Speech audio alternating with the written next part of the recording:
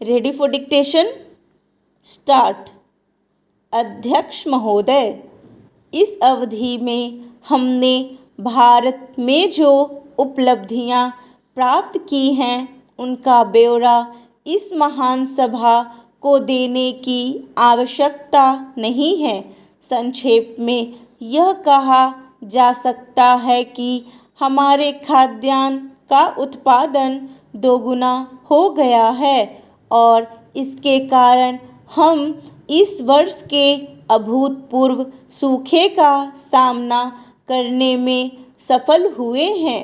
हमारा औद्योगिक आधार अधिक मजबूत और व्यापक हुआ है, लेकिन गरीबी हटाना अभी भी शेष है और बहुत ज़्यादा लोग ऐसे हैं जिन्हें जीवन की न्यूनतम आवश्यकताएं भी प्राप्त नहीं है।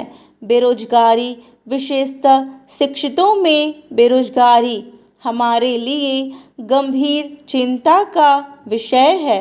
असमानता का अब और तीखा एहसास लोगों को हो रहा है तथा उसे दूर करने के लिए अधीरता बढ़ती जा रही है। अब जबकि गरीबी और असमानता को दूर करने के लिए हमारे पास कुछ आर्थिक और संगठनात्मक उपाय हैं, हम प्रगति की गति और तीव्र करने के लिए अधिक गहराई से आतुर हैं। प्रायः राष्ट्रों का आकलन उनकी आय के आंकड़ों और विकास की दर के प्रकाश में किया जाता है। मैं शायद इस मामले में कुछ पुराने विचारों का हूँ, क्योंकि मैं अब भी लोगों की धन संपत्ति की अपेक्षा उनकी गुणवत्ता को अधिक महत्व देता हूँ। इसलिए अपने लोगों की इच्छा पूर्ति के साधन जुटाते हुए हम संग्रह वृत्ति वाले और उपभोगवादी समाज का अनुकरण नहीं करते।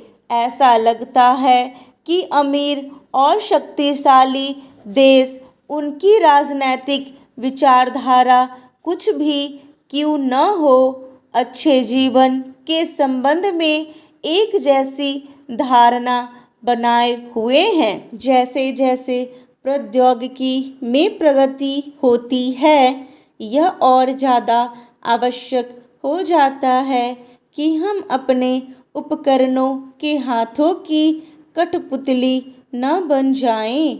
हमें केवल भौतिक अभिवृद्धि की चिंता न करके इस आवश्यकता की ओर भी ध्यान देना चाहिए कि हमको एक नए प्रकार के मानव का विकास करना है, जिसमें प्रौद्योगिकी का सर्वोत्तम उपयोग करने की समझ और सूझबूझ हो, जो शांति और आत्मसंतोष से जीवन यापन कर सके और अपने को आत्मबल और आत्मसंयम दे सके और जो प्रकृति से समरस हो सके।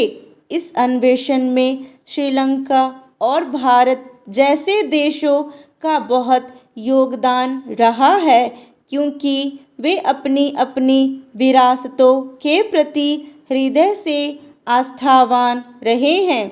किसी समाज के साथ हमारे संबंध किस प्रकार के हैं, यह उतना ही महत्वपूर्ण है जितना आर्थिक गतिविधियां। हमारे स्वतंत्रता के लिए संघर्ष एक ही आधार पर किया